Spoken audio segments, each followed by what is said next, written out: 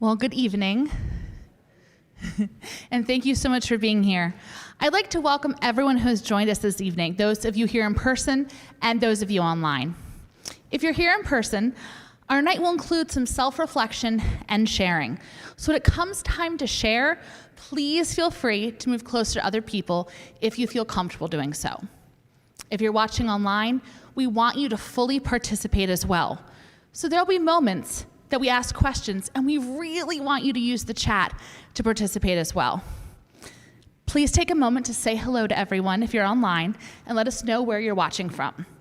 And remember, this isn't Mass, so if you want to chat or share reactions throughout the event, please feel free to comment as the Spirit moves you. Let's begin tonight by saying together the prayer that Father Mike suggested in week 2 of our wholehearted message. Dear God, you alone are Lord. Help me today to love you with all my heart, all my soul, all my mind, and all my strength. Open my eyes today to see all the ways that I can love my neighbor as myself. Amen.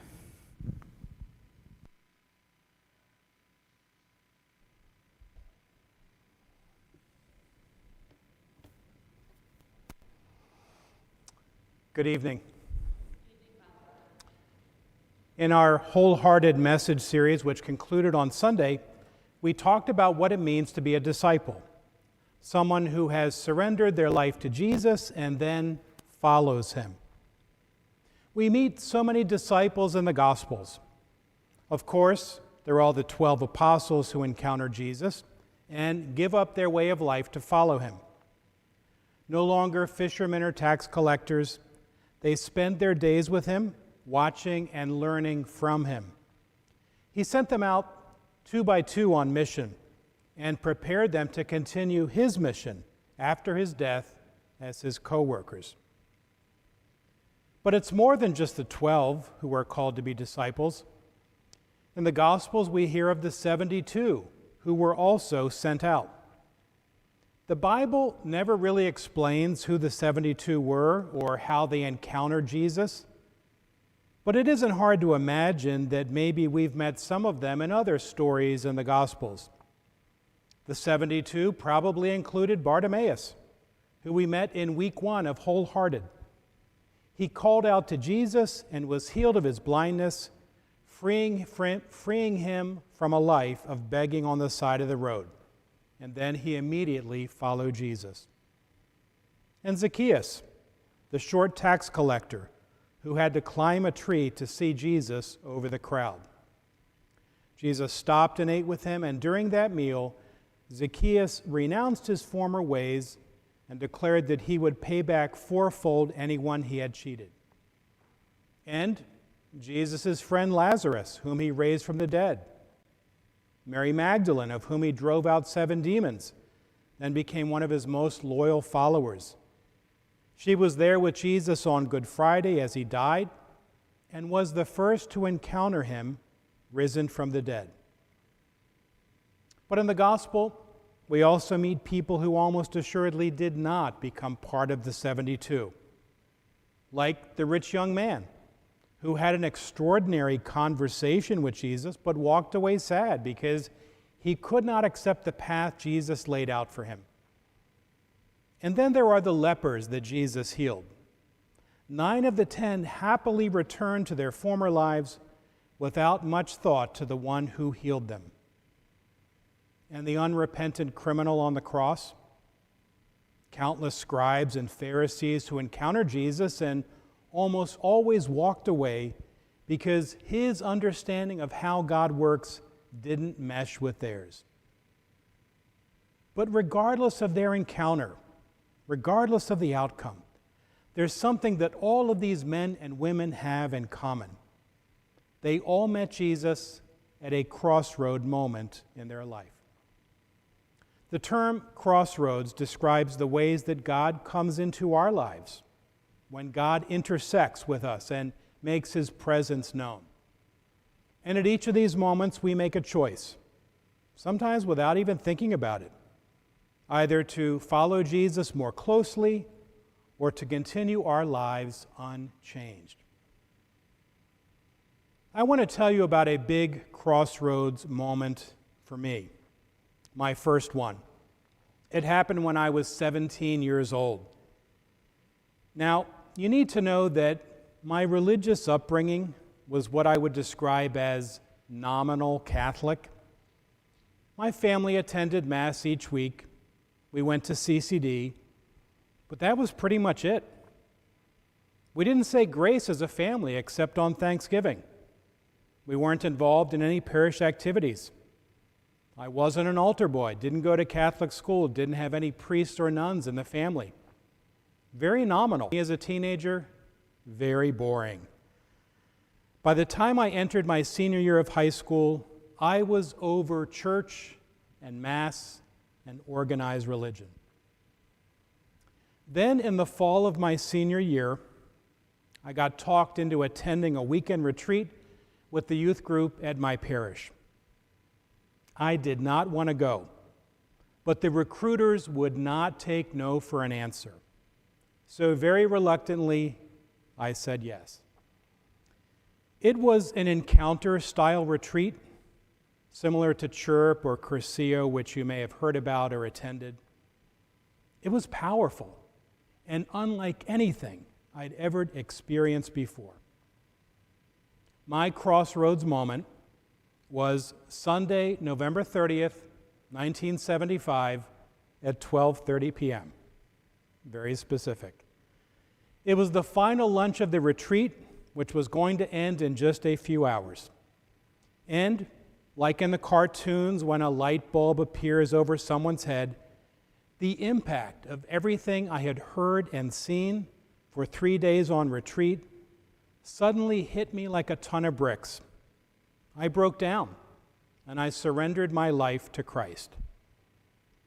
God stepped into my life, intersected with me in a very personal and powerful way, an incredibly emotional way. And for me, nothing would ever be the same again. And my life, which was heading this way, suddenly veered this way. Within a year, I was applying to seminary, and the rest, as they say, is history.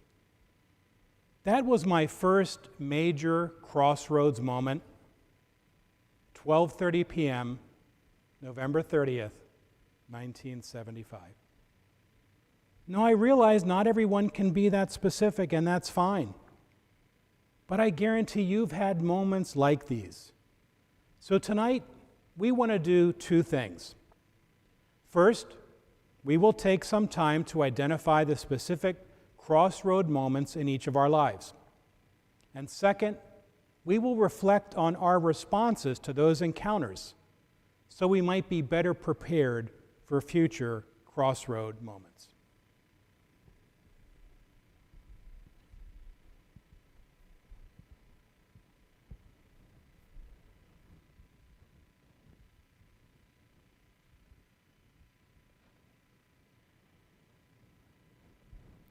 Thanks, Father Mike. To help us identify our crossroad moments, we are going to do a life map exercise. If you're watching from home, you're going to need a blank piece of paper and a pen. Those of you in front of me should have gotten a piece of paper on a clipboard that looked a little like this. If you didn't, there are more in the back on the table. In this exercise, in the first part, all we want to do is identify the big moments of our lives. So if you're starting with a blank piece of paper, the first thing you need to do is draw a horizontal line across the center of your piece of paper. You're going to mark one end of the timeline with the year of your birth and the other end with this year, 2021. Then it's helpful to mark off decades in your life.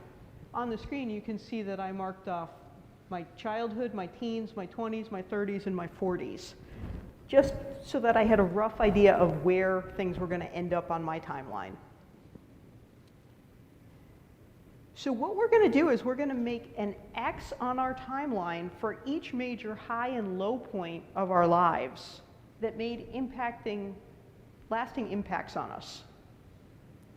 In the example on the screen, I zoomed in on my mid-teens through my mid-20s, and I put a few of the events on there. So let me explain what's going on. When I was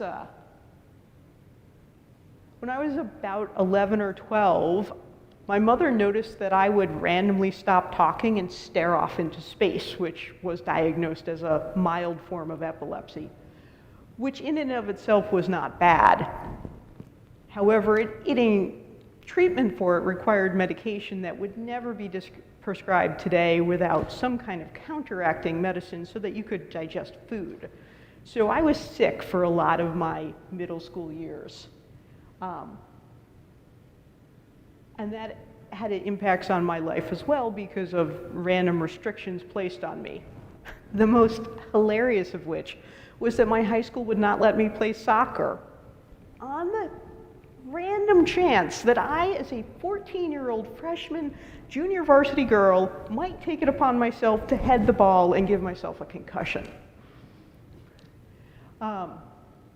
I've also marked on there a family rift that happened at the end of my brother's graduation. I remember the family all standing in the driveway, my aunt and uncle yelling at my mom and dad over the proceeds from the sale of my grandmother's house, who was sitting in the middle of all of that, and which resulted in them not talking to each other for 7 or 8 years. I have my first summer job, which was to work at a summer camp. Perhaps, other than St. Pius, the best job I've ever had in my life. I've listed when I graduated from high school. I listed a retreat I went on in college. I marked when I was in college, and then I marked a relationship in my early 20s that, again, had a kind of lasting impact. So what I'm going to ask you now is to fill out your timelines, but I want to give you some guidance first. So first, don't worry. You aren't going to show your timeline to anyone. If you're not sure what kinds of events to include, I want you to consider people and relationships and other events that had a lasting impact on you. So I want you to think about key moments in your childhood: graduations, first love, college, childhood accomplishments and disappointments. Relationship and family highlights: important relationships, breakups, the birth of your children, marriage and divorces, the death of friends or close family members. Social and professional highlights, like getting or leaving jobs, promotions and accomplishments, and sometimes even work-related drama. The moments you had significant encounters with people in your life. Maybe someone who showed up at just the right time, maybe someone who taught you a lesson you really needed to learn, or asked a life-altering question. And maybe even there was someone close to you that let you down or betrayed you. As Father Mike mentioned, any key spiritual moments that impacted your relationship with God, and then other struggles you've had to endure, traumas you've experienced, or adverse medical diagnoses. So we're going to take a few minutes to fill this out, and I'll call you back when we get to the next step.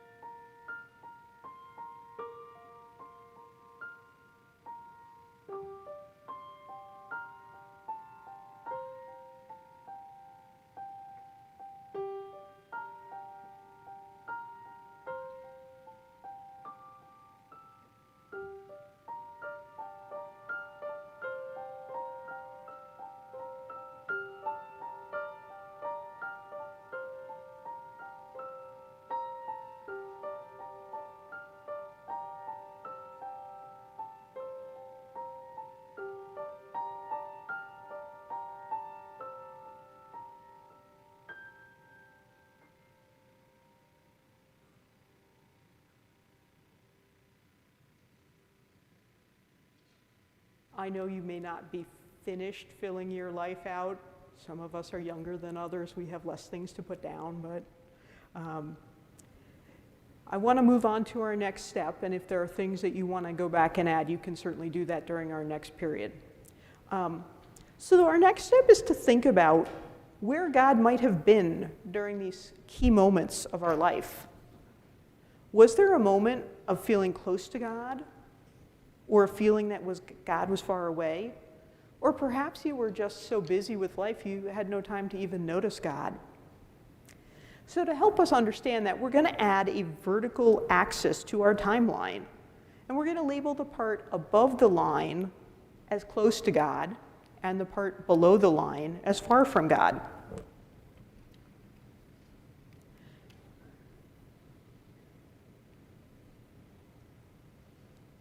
And what I'm going to ask you to do is, if you feel particularly close to God for a given event, I want you to make a corresponding mark above the timeline, like the X's I've made on the screen in red. And if you felt distant from God, you're going to make the mark below the timeline. You can even indicate how close or how distant you felt by how high or low you make the marks. Don't be surprised if at some of the low points in your life you felt particularly close to God. So let me just walk you through some of my examples, and then I'll give you some time to work through some of your own. The first thing that I marked was the experience of having epilepsy. And that was one that forced me to turn to God, if nothing else, just from relief from pain. But also to cope with some of the, it's not like middle school wasn't socially awkward to begin with. Adding something like that on top of it certainly made that better. So I had some sense of reaching out to God. In the experience of the family rift, I didn't particularly connect with God at that moment. There was enough other things happening in my life that really at that point in life I was probably a little distant from God. As I said, I loved my job at summer camp, and for me it was such a great place because I didn't fit in really well at school, but in camp I found people that were like me and we did well together, and they are some of my closest friends to this day. And in addition to that, just life going well, I loved being out in nature because it was hard not to see God in sunrises and sunsets and all of that. That was a place I connected with God, and so those 8 weeks of summer refueled me for the year. Graduating from high school was a great event in my life. It didn't affect my relationship with God one way or the other. You'll see that I went on a retreat in college, and much like Father Mike's experience, that was life-altering. And so there's an X way near the top of the page. Finishing college didn't particularly affect, I had at that point connected pretty well with God, so my baseline was a little bit high, but there was nothing particular there.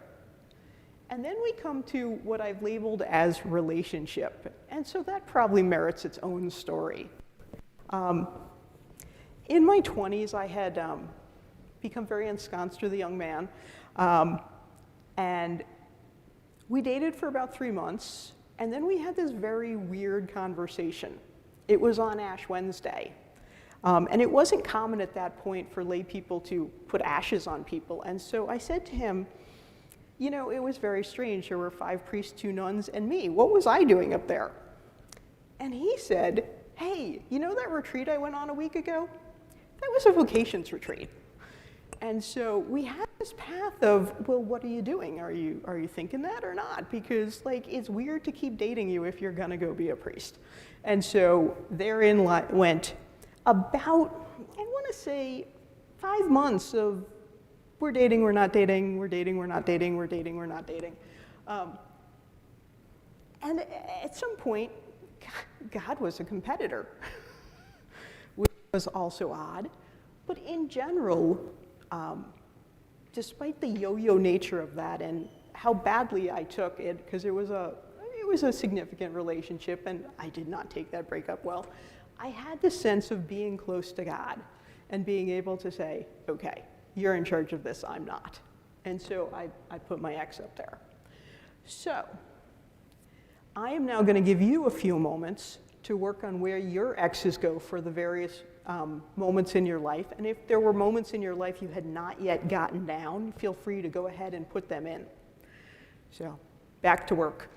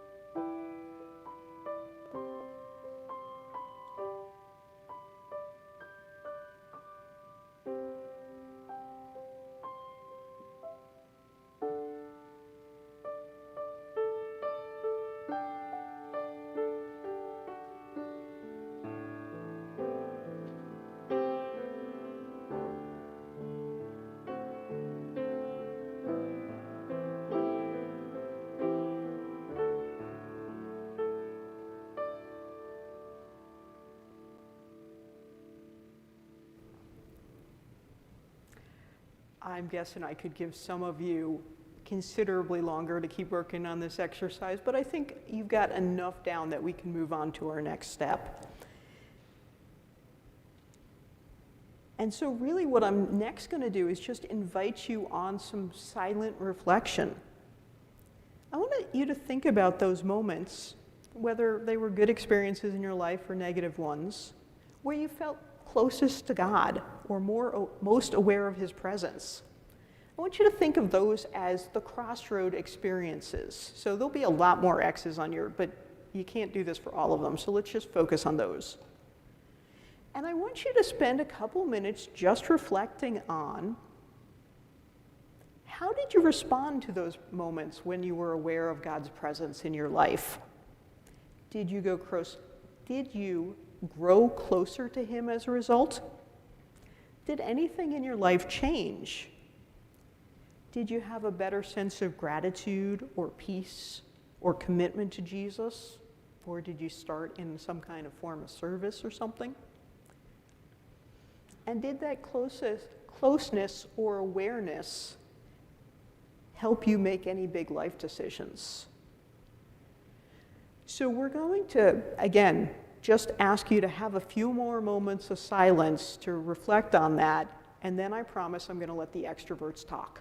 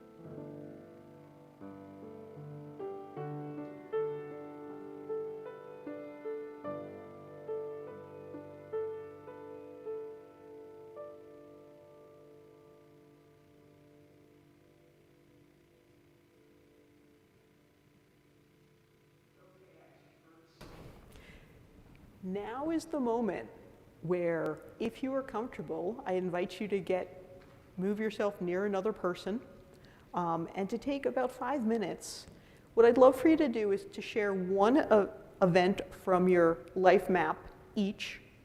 And then, did you think God was present or absent at that moment? And how did you respond to God?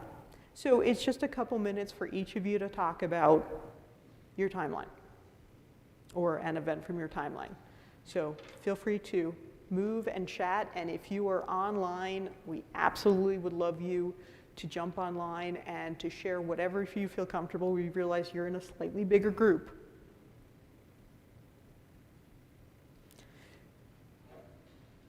Really, go ahead.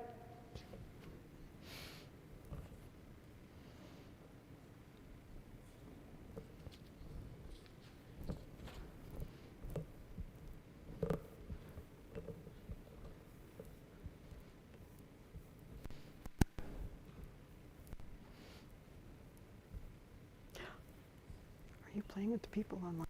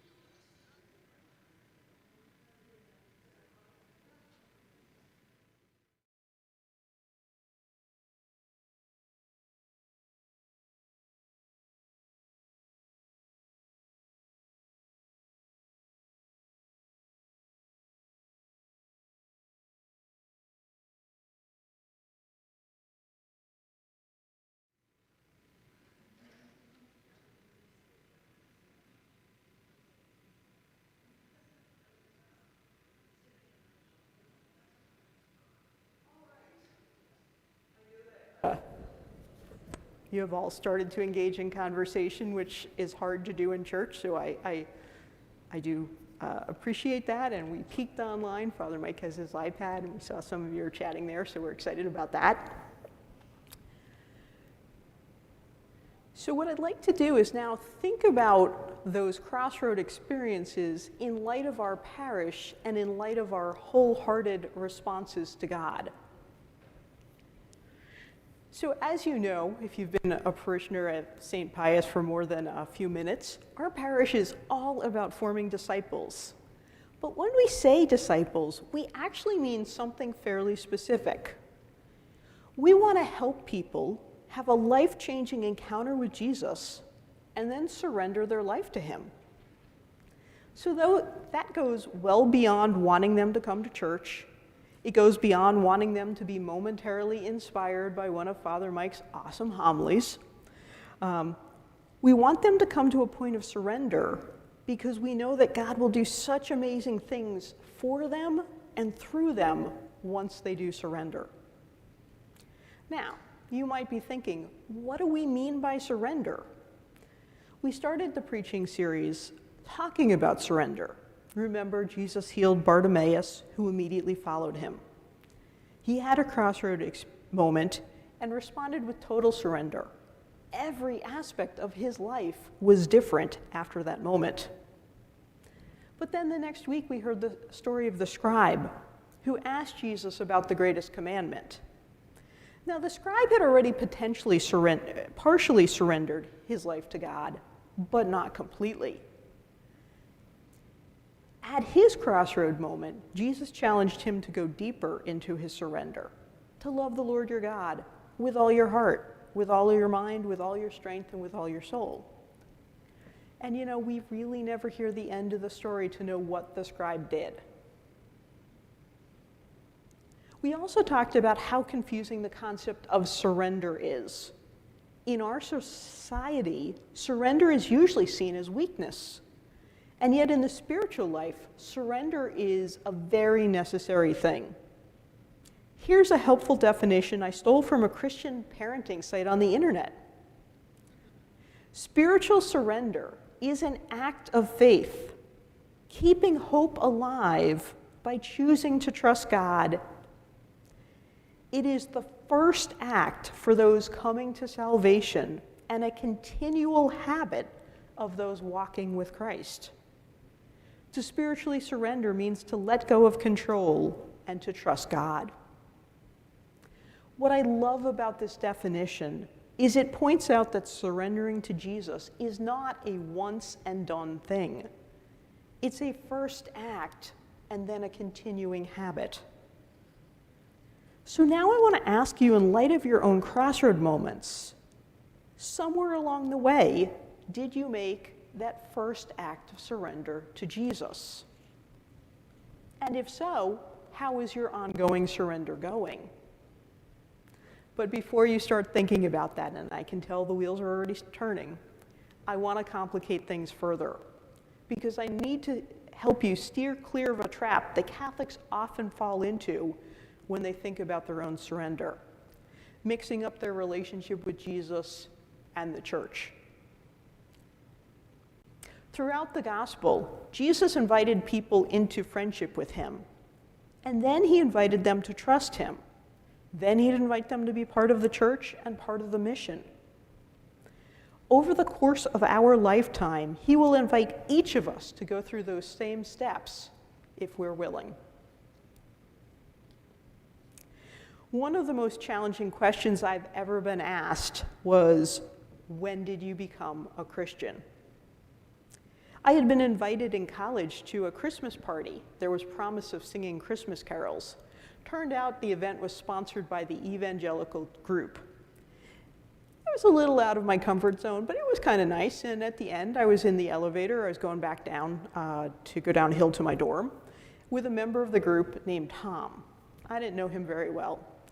He wanted to strike up a conversation, so he went to a go-to question.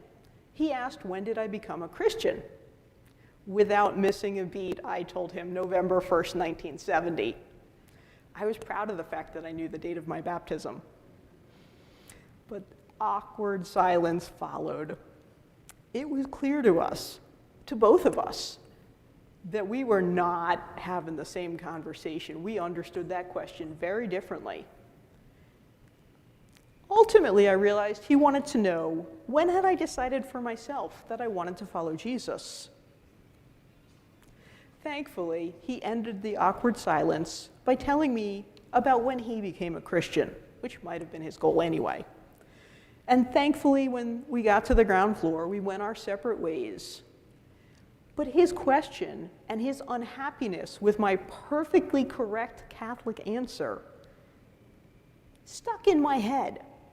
It helped me to understand that I really needed to reflect more on my own relationship with Jesus and how I took ownership of the faith that had been handed to me. It turns out that 3-minute ride really should have been on that earlier chart as one of my crossroad moments, even if I couldn't answer that question for years. So with that in mind, I want to ask you Tom's question, but hopefully in a more clear way.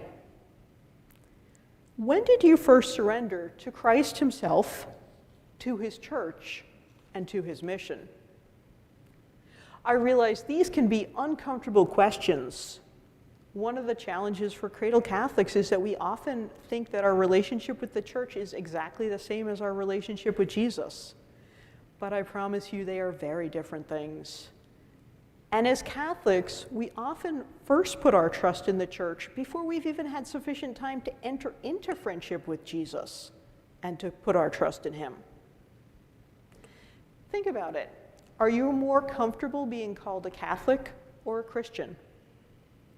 There's nothing wrong with either. They both apply to us.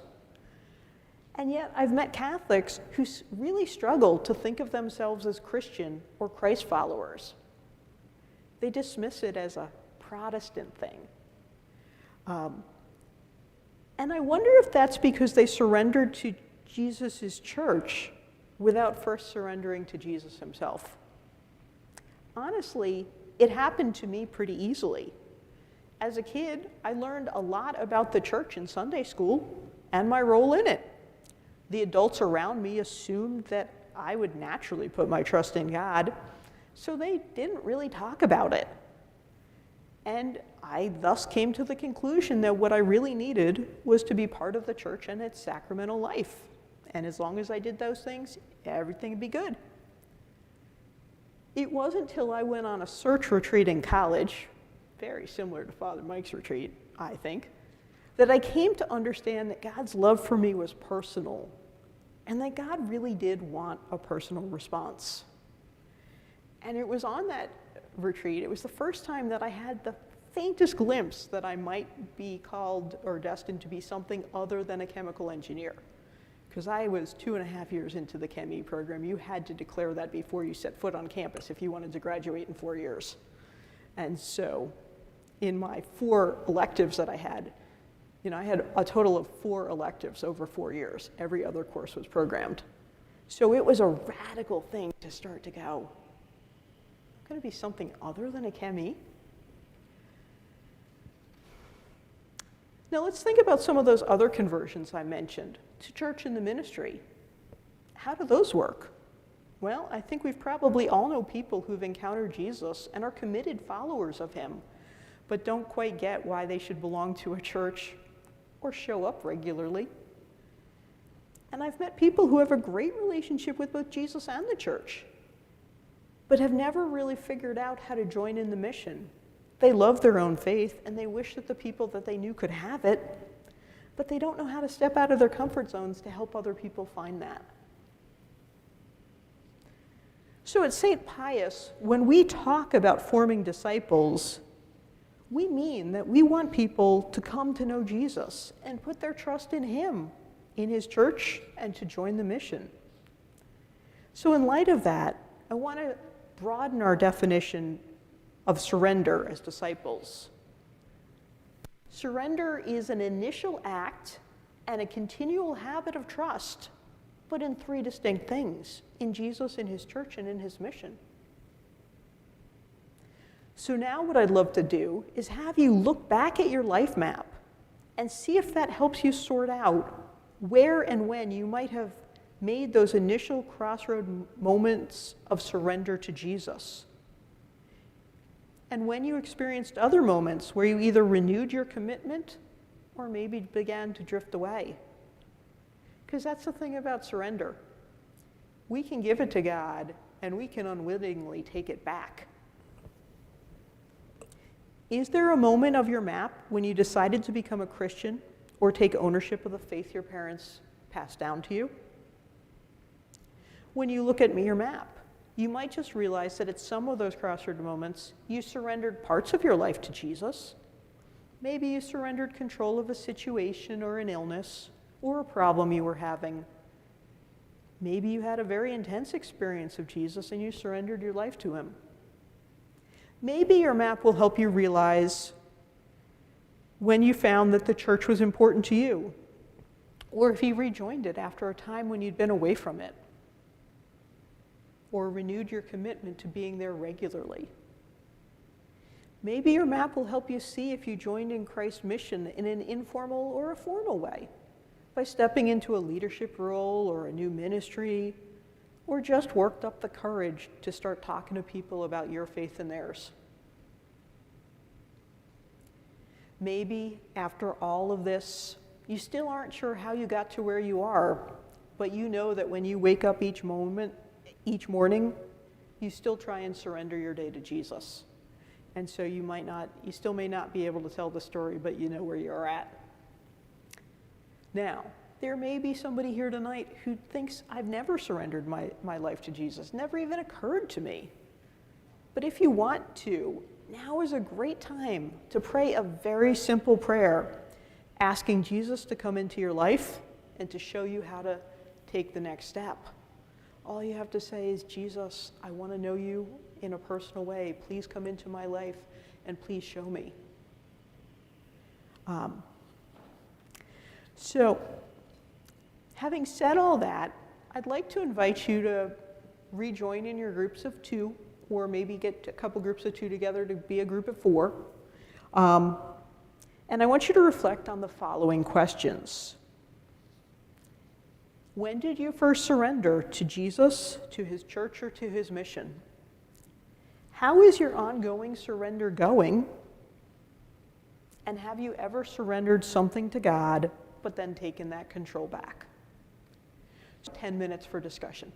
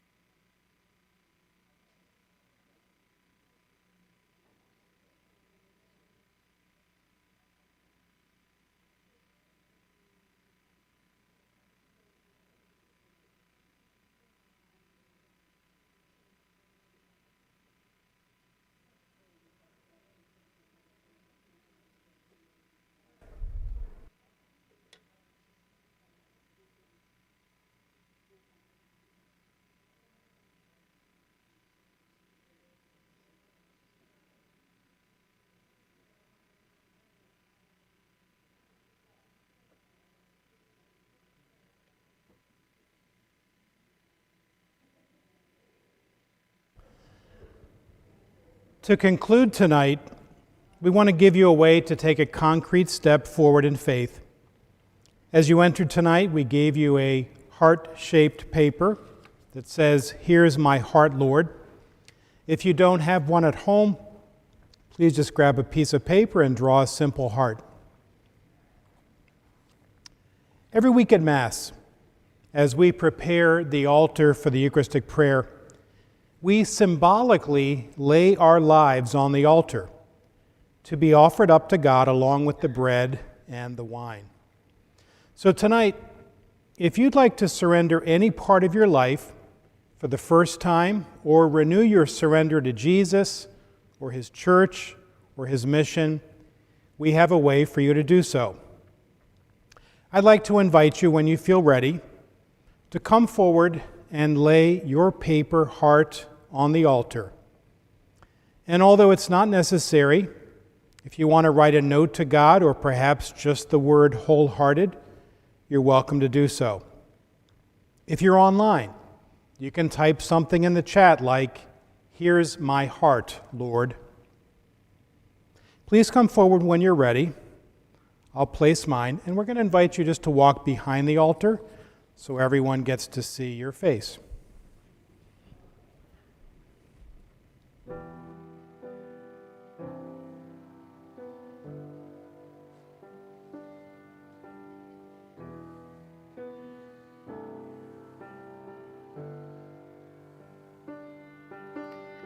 Here's my heart, Lord.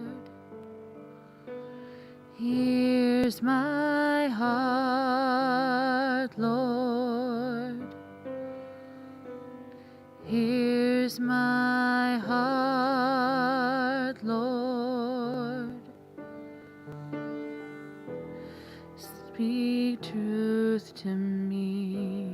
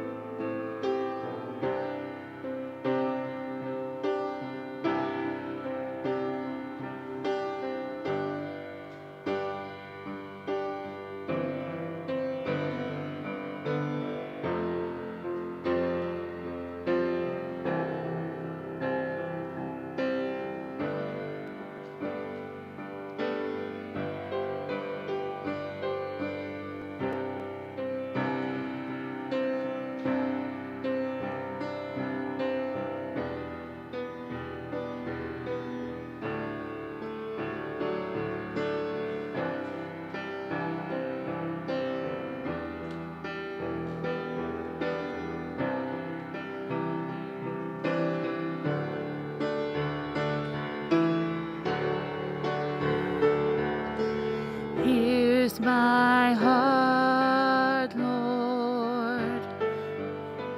Here's my heart, Lord. Here's my heart, Lord. Speak what is true. Here's my heart, Lord. Here's my heart, Lord. Here's my heart, Lord. Speak what is true.